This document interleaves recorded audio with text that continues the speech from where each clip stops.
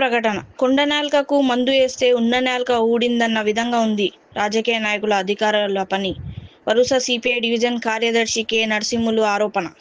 జహీరాబాద్ పట్టణంలోని తమ్ముడుపల్లి భారత్ నగర్కు వెళ్లే రోడ్డు బురదమయంగా మారిందని సిపిఐ డివిజన్ కార్యదర్శి కె. నరసింహులు ఒక ప్రకటనలో తెలిపారు. గత 4 సంవత్సరాలుగా ప్రజలు ఈ రోడ్డుతో ఇబ్బందులు పడుతున్నారు. వర్షాకాలం వచ్చిందంటే ప్రజలు ప్రాణాలు అరచేతిలో పెట్టుకుని ప్రయాణిస్తున్నారు.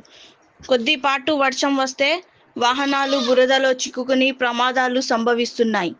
ఎన్నిసార్లు ఆర్బీ అధికారులకు విన్నపించినా పట్టించుకోవడం లేదని ఆయన అన్నారు. 2 రోజుల క్రితం పెద్ద నాయకులు వచ్చి రోడ్డును పరిశీలించారు. పేపర్లో మస్తుగా చెప్పారు, కటింగులు ఇచ్చారు.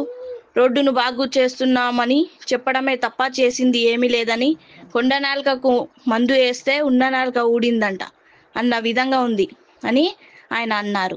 ఆర్బీ అధికారులను అడిగితే కాంట్రాక్టర్లు ఎవ్వరూ ముందుకు రావడం లేదని, అందుకు పనులు ఆగిపోయాయని చెప్పడం విడ్డూరంగా ఉందని ఆయన అన్నారు.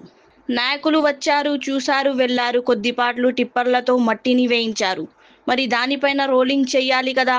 టిప్పర్లతో మట్టి కుప్పలుగా వేయించారు. వర్షానికి అది కాస్త బురదమయంగా మారిందని ఆయన అన్నారు.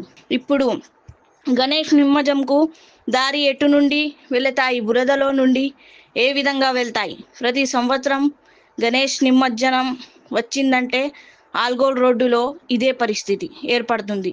ఇప్పటికైనా పాలకుల, అధికారులు కళ్ళు తెరవండి. అక్కడున్న గుంతలలో డిస్మెంటల్ మట్టి వేసి దానిపై మట్టి పోసి చిప్స్ వెయ్యాలని, లేదని వచ్చేపోయే వాహనాలకు ఏదైనా ప్రమాదాలు సంభవిస్తే అది అధికారులే బాధ్యులవుతారని ఆయన ఒక ప్రకటనలో డిమాండ్ చేశారు.